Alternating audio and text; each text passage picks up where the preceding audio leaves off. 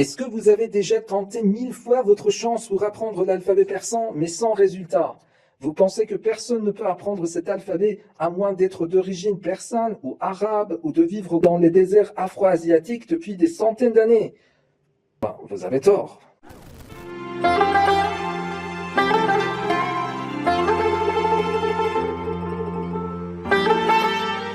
Bonjour, salam, moi c'est Hassan et ici c'est la chaîne Persantique où on va apprendre ma langue maternelle, le persan ou tel que nous l'appelons Farsi. Si vous souhaitez en savoir plus sur cette langue et cette culture, n'hésitez pas à vous abonner et activer la cloche pour recevoir les notifications des nouvelles vidéos. Prenez un stylo et un papier et c'est parti. Dans les épisodes précédents, nous avons expliqué en détail l'alphabet et l'écriture persan, accompagnés d'exemples pour une meilleure compréhension. Si vous n'avez pas encore regardé les épisodes précédents de cette playlist, je vous recommande vivement de commencer par la première leçon et de progresser pas à pas. Dans cet épisode, qui est le dernier de la leçon 0, nous allons faire un récapitulatif de l'alphabet persan et aborder quelques points supplémentaires.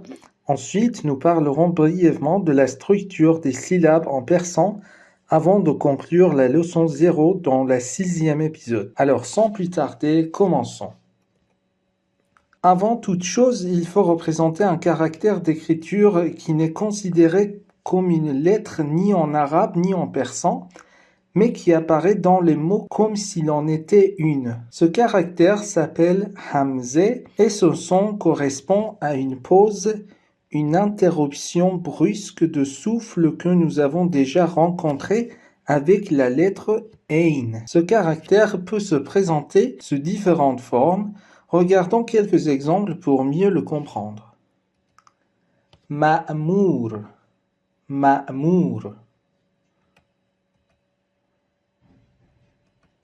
Ma'o, ma'o. Mas'ale, mas'ale. Su'al, su'al. Shay', shay'. Voici l'alphabet persan dans sa forme complète. Comme vous pouvez le constater, la plupart des lettres ont 4 formes d'écriture, tandis que certaines n'en ont que 2. Vous pouvez également repérer des similitudes entre les lettres et les regrouper en fonction de ces ressemblances. Dans cette diapositive, nous pouvons observer la relation entre les lettres et les sons en persan. Comme vous le voyez, par exemple, la lettre Aleph représente à elle seule 5 sons différents, tandis que des lettres comme B et P ne représentent qu'un seul son. Un son comme celui de Z peut être écrit de 4 manières différentes avec 4 lettres distinctes. Z, Zol, Zod et Za. Alors qu'une lettre comme Vav peut représenter 4 sons différents. Une consonne, V, et 3 voyelles, O, ou O. Mémoriser ce tableau peut être d'une grande aide à l'avenir, vous offrant une vue d'ensemble des sons et des lettres en persan. Aussi, dans cette diapositive, vous pouvez également voir tous les sons du persan classés de manière organisée. Vous pourriez envisager d'en prendre une capture pour y revenir plus tard ou pour les comparer avec les sons de votre langue maternelle.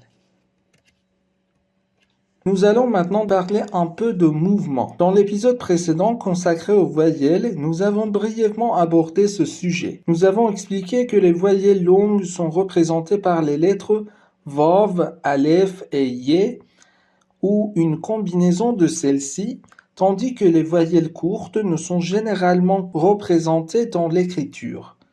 Cependant, il existe des signes diacritiques pour représenter ces voyelles courtes. Ici, nous allons les présenter, ainsi que certains de signes secondaires les plus courants. La langue persane a 29 consonnes et 6 voyelles standards.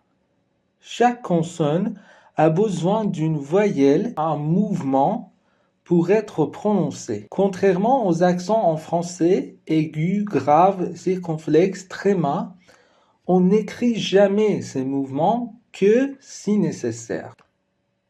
Le premier signe diacritique s'appelle Zebar ou Fathé. Dans l'épisode précédent, lorsque nous avons découvert le son A, nous avons également vu ce signe. En persan comme dans de nombreuses autres langues, chaque voyelle correspond à une syllabe. Cela signifie que si un mot contient deux voyelles, il doit être prononcé en deux syllabes ou deux parties. Dans cet exemple, il y a deux voyelles, ce qui fait un mot dissyllabique.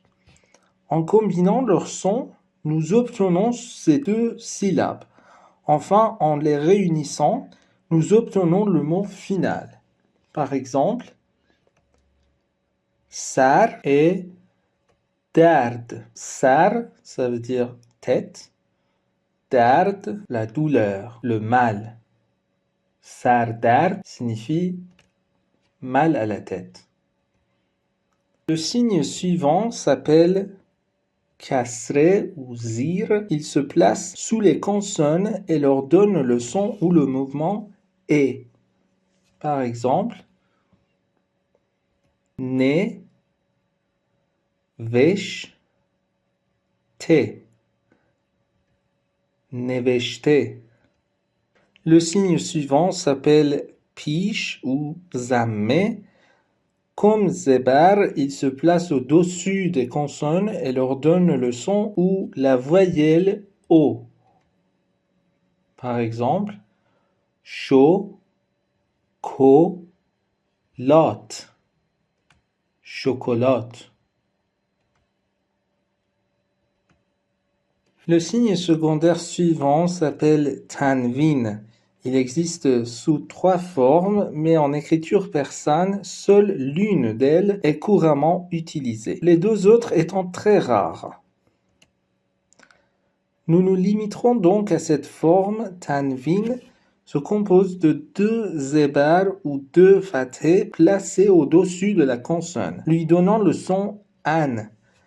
La différence importante avec les autres signes est que son utilisation dans les mots est obligatoire. On le rencontre souvent dans les adverbes empruntés de l'arabe au persan. Par exemple, lot, fan.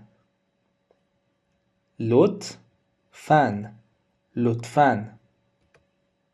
Et la dernière signe secondaire que nous allons examiner ici s'appelle tashdid.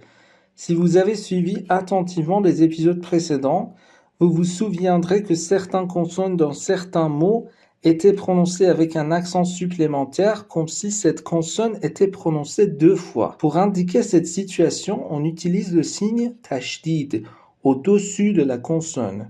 Notez que son utilisation n'est pas obligatoire et qu'il est généralement omis dans l'écriture. Par exemple, Naj, jar, najjar, najjar. Voilà, la leçon 0 se termine ici. J'espère que ces épisodes seront utiles et bénéfiques pour tous ceux qui sont intéressés par l'apprentissage de la langue persane et de la culture iranienne.